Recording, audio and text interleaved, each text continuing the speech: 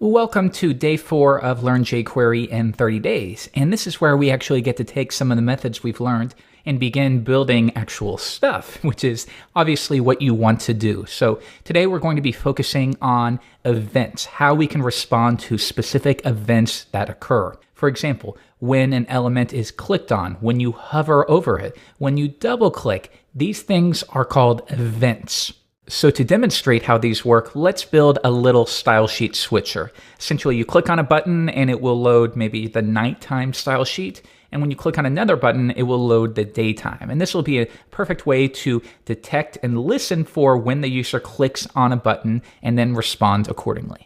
I will open up Sublime Text, and here we have a simple page, pretty much a boilerplate. We have our HTML, we're pulling in JQuery from Google CDN, and we're all set to go. So the first step is we need to mock a website. I'll simply create an H1 that says my website, and I think that's enough. I think that's a fantastic website. So now I want to add 2 buttons that will allow the user to specify whether they want the nighttime style sheet or the daytime. Or you could imagine maybe you have a style sheet for maybe younger people who can read smaller text, and a different one where the font size will be much larger, maybe the layout will be different for people who have a little trouble seeing the page. Nonetheless, we'll stick with the day and night. That's fairly common. So to listen for these events, we can either use anchor tags and listen for when that's clicked, but we're going to use a button in this case because if you think about it, if JavaScript is not enabled, usually you use the anchor tag to link the person manually to wherever it is you're trying to go. In this case, there really isn't anywhere we would take them if JavaScript was disabled. They simply wouldn't have that ability to adjust the style sheet. So in that case, I think a button will do just fine.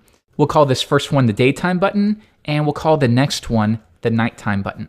So the next step is we need to have these 2 style sheets. So we'll create them in the root of our project, day.css, and then I will create one more called night.css. Now, to simulate the difference between day and night, we're not going to use any server-side or detect what time of day it is. That's not necessary for learning about events, but for day, we'll set the background to a sunny yellow, and then we'll set the nighttime, we'll set a background of black, and I'll make sure the color is white, just so you can have some detection that this represents night and this represents day. Now, by default, when the user loads the page, we're going to give them the daytime style sheet. So I'll pull that in, day.css, and let's view this in the browser.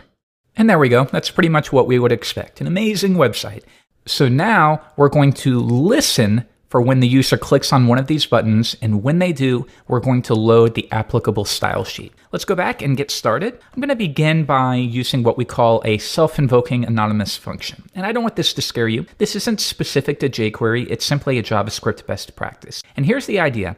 If we're creating all of these variables, some var, my var, these are what we call global variables, which means they are available to the window object. Window.myvar. And this is considered a bad practice because you're muddying it up.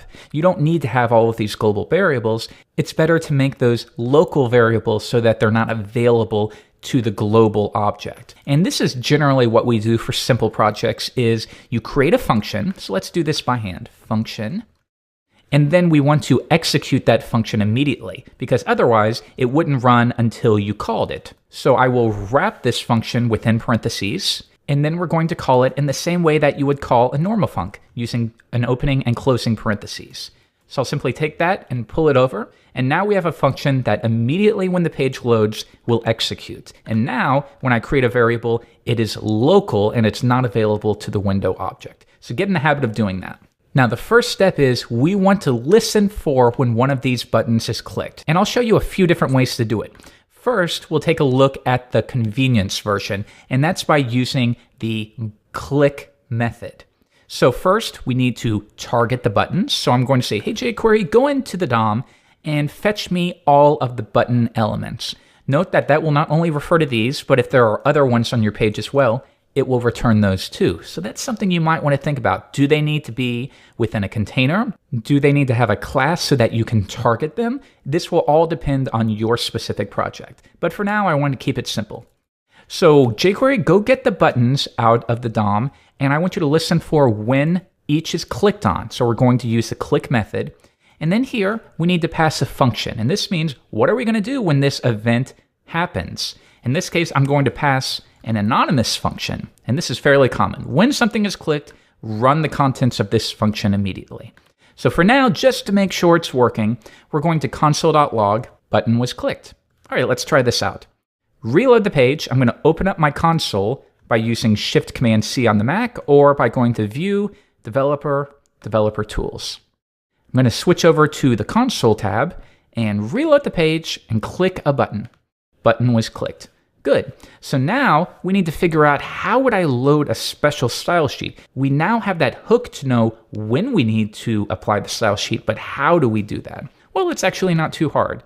Let's remove this code. And next I want to demonstrate what this is. And this is something that will confuse a lot of new jQuery developers. So if I console.log this, what does this refer to? It's a keyword, but what does it refer to? Well, I'll click on a button, and this is what we get. It refers to the element that was clicked. When working with jQuery, we grab something, wrap it in the jQuery object, we use one of these event helpers, and then within the callback function, this will refer to the target. It will refer to the button that was clicked. So if we use a different convenience method, perhaps hover, in that case, once again, this will refer to the button that was hovered over. It's not going to refer to all of them. It's going to refer to the specific one. So for example, if I click on day, this will refer to that one. If I click on night, this will refer to the night button. But now at this point, this is not jQuery. So I can't do this.click. I can't access any of those jQuery methods because we're simply referring to a regular DOM node. If we want to gain access to jQuery's methods, we wrap it within jQuery once again. So now if I come back, reload the page, click on it, you can see that now it's wrapped in jQuery and we have access to all of the methods that we would normally have. For example, I can't do this.text changed because text is a jQuery method. If I try to do it, click on the button, we're going to get a type error. But this time, let's wrap it in jQuery. That way we actually have access to it. Reload the page, click on it, and now can you see that we have updated it? So that's an important distinction to make. Now next, I don't want to get into this too much, but you might get in the habit of doing things where you wrap it in jQuery and then you do it again, and then maybe down here you do something else, and you keep wrapping things in jQuery. And I don't want you to do this. I want you to think of the jQuery function like diving into a pool. So every time you use this jQuery function, it is diving into the pool, or what would actually be the DOM, and it's figuring out what you need. Now in this case, jQuery does have some optimizations, but for example, if I'm doing jQuery UL, that's going to dive into the DOM and return to me all of the unordered lists wrapped in jQuery. And then if a little later I want to do something else with that unordered list, and then a little bit later I want to do it again, this is what a lot of newcomers will do. They just keep referencing it. And so when you do this, you're essentially saying, hey, jQuery, jump into that pool 3 times. You don't want to do that. Instead, do as little amount of work as possible. So what we would do instead is we would jump into the DOM that once, and we would return the results to a variable. And we could say var uls. And then you can use that, uls.click, uls.find list item, first child.text. You can use all of these methods, but now it's referring to the quote-unquote cached version. This is something we often call caching. You're going to cache this query into a variable, and that way we only jump into the pool a minimum number of times. But don't worry if that's still confusing. We're going to be covering these concepts more and more. All right, let me delete all of this, and let's get started. Now, when the button is clicked, we want to first just see if we can figure out how to replace the link. So we'll hard code it in for now. I'm going to grab the link element. So for now, let's be very generic, and then we'll improve upon our code as we go. Get the link element, wrap it in jQuery, and now I want to update this href or href attribute. Now, we can use the attr method of the jQuery object, attr, attr. Now, that refers obviously to attribute. Now, we can pass 2 parameters here. The first one is going to be the attribute that we want to modify.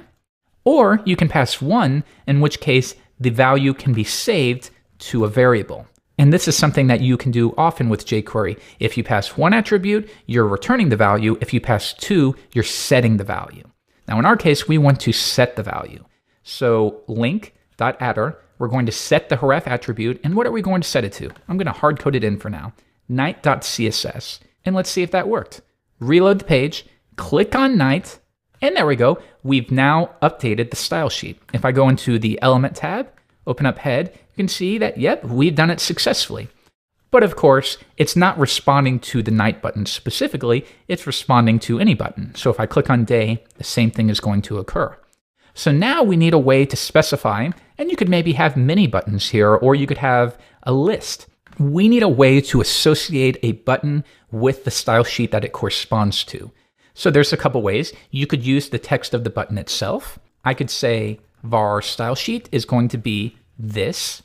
And remember, this will refer to the button that was clicked. And we could say text. So now if I log style sheet, reload the page, click on day, that variable is now equal to day. And then we could maybe put it to lowercase. This is a JavaScript method. One more time, click day. And now we have the lowercase representation.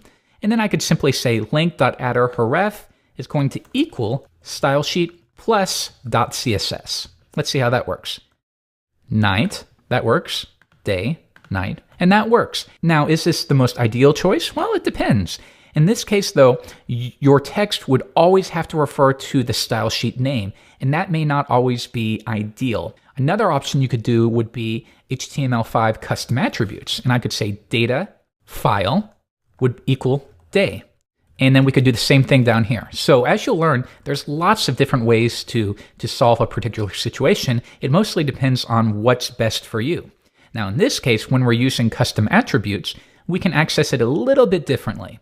We can access the data attribute, and the way, if you're not familiar with these, in HTML5, you can use any number of custom attributes. I could do data Jeffrey, and that would be fine. The only requirement is it needs to be preceded with data dash, and that way the browser knows that, hey, this is a custom attribute I'm dealing with. Now, to access that value with jQuery, once again, we could simply do adder data file. That's one way we would do it. Let's view this in the browser. One more time, night, and we are getting that value. But jQuery has a better method we can use, and this is called the data method. Now, traditionally, this is used to attach specific information to an element. So I could get a UL and attach some unique bit of data. That way, in the future in my project, I can retrieve that data. But we can also use jQuery to access data attributes, and that makes sense, right? Now, the only difference is when you're using the data method, you don't do .data data file, you cut off the prefix because it's a little bit redundant. Now let's try it, night, and once again, we're getting that value. And that's one way that we could refer to it. Now let's begin optimizing this just a bit. Now, when the button is clicked, notice that every single time that button was clicked, we jump into that pool once again and we grab the link element. Now, this isn't going to be a huge deal at all in our situation, but it's important for you to be thinking about these things. Why, every time the user clicks on a button, do you want to jump into the DOM? Why, when the user clicks on a button, do we want to jump into the DOM every single time? Remember what we talked about before, jump into the pool a minimal number of times. So why don't we, at the top, create a variable called link and make that to the link elements wrapped in the jQuery object. And that way, I'll remove this console.log. I can simply refer to that variable. And now when the button is clicked, we're not jumping to the DOM every time. We're referencing this variable that is storing that reference. Let's try it again, refresh. And now it's working just as it was before, but we're using best practices. Now, if you want to take this even further, if you think about it, every time this button is clicked, regardless of whether the current style sheet is equal to the value that is associated with the button, we're still executing this code. So if you wanted, you could also detect, hey, is the current style sheet equal to what the user is clicking on? If so, I don't want to do anything at all. Another option would be to disable the button that is currently selected. And that's what we're going to do in this case. So when a button is clicked, we are going to update the link attribute. And then at the bottom, we're going to say get this. But remember, once again, I'm now using two jQuery objects. So I'm going to stash this or cache it. And a very common thing you'll see is to use the word this, the keyword this, and prefix it with the $sign. Now, some people don't like this, but I think it works fine. And this is an easy way to let us know, hey, we actually have access to those jQuery methods in this variable. Now I will replace it, this, and right here, we're going to say this.attribute disabled and merely the presence of it will cause it to be disabled, but we can double up or set it to true. So one more time, when I click on night, you'll see that we received the night style sheet, and now I can no longer click on that button. But now, as you might expect, when I click on day, the same thing happens, but we're not toggling these. So now I can't click on any button at all. So maybe when you click on a button, right here below, we can say get this, and now I want to reference all of its siblings. And this is a new method you're going to learn. Now, siblings refers to other elements on the same level. So for example, if I had these stored within a div, and I said button.siblings, it would refer to all other buttons on this level. However, it would not refer to any buttons that were on a different level or were part of an ancestor or descendant. So that's an easy way. If you have the ability and you know the DOM well enough, if you want to say get all of the other buttons that are on this level, the siblings method will work well. And now, rather than setting an attribute or returning the value of an attribute, we want to remove it entirely. So now we use remove attr, and we're going to remove the disabled attribute. Reload the page, I click on night. You can see that it is no longer selectable, but if I click on day, we're now toggling those. And now we don't have to worry about the user clicking on the day button more than once. Now again, there's lots of different ways to do this. You could also detect whether the value of the link attribute is equal to this custom file's value. You could do that as well. And as long as they are not the same, then you make the update. Lots of different ways to do this. Now the final thing is, right here, I'm going to update this value. And it's a best practice, don't use multiple var statements. You can use a comma-separated list. So this is fairly common. You declare var once for the first variable, and then for every new one, you use a comma and you indent it like so, and it makes it a little bit cleaner. And the final step to clean up our code is I'll copy this, and I'm going to make this occur first, and then we can group these together. So we can say, get the button that was clicked, and then I want you to get its siblings, and I want you to remove any disabled attribute that may be applied to them. And then we can chain these. So there's nothing wrong with using this twice, because we're not jumping into the DOM or the pool. We've already saved it. But if you want to chain it, and it's not too long, we can group these together. But now it's important to remember that at this point, if I were to try to do this, that would not work. And the reason is, think about it. We're saying get the button that was clicked, and now we're going to change our selection to all other buttons. And then we're going to remove the attribute, and then we're going to apply an attribute. But we're applying an attribute to the siblings. We're no longer referencing the button that was clicked. So in this case, we can use a helpful end method. I'll indent these to show that these are associated with the siblings. And then if I type .end, it's a way of saying, okay, we're done with that, go back to where you were before. So now we're done with the siblings, go back to the jQuery object. And you could even do multiples of these. You just want to be a little careful if it gets too convoluted. There's nothing wrong with separating them out. And now that we have our end method, we can take this out and put it below. This .siblings button, remove the attribute, we're done with the siblings, so go back to the button that was clicked, and now we're going to disable the button itself.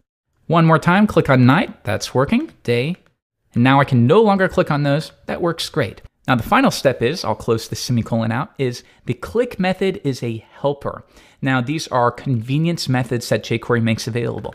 There's also things like change, which wouldn't necessarily be applicable here, but you can imagine when the user changes text in an input, or they make a selection in a dropdown. There's also helpers like hover. Now these will all translate to the on method. In translation, button.click is the same thing. It's going to point to button.onClick function. It's the exact same thing. You'll find that I generally use this more direct route. And the reason is button.click is simply another function that points to button.onClick, or the on method. So why make it do more work calling additional methods when this is perfectly readable as well? Get the buttons, when one of them is clicked, then do this. And the same thing, when one of them is hovered, or mouse enter, and you can refer to api.jquery.com for a full list. But don't worry, we're going to be covering a lot of them in this lesson. So the final step is to make sure that it's still working. There it is, but now we're using the on method. But congratulations, this is your first little program. You could actually use this in your projects, and we're using jQuery along with events.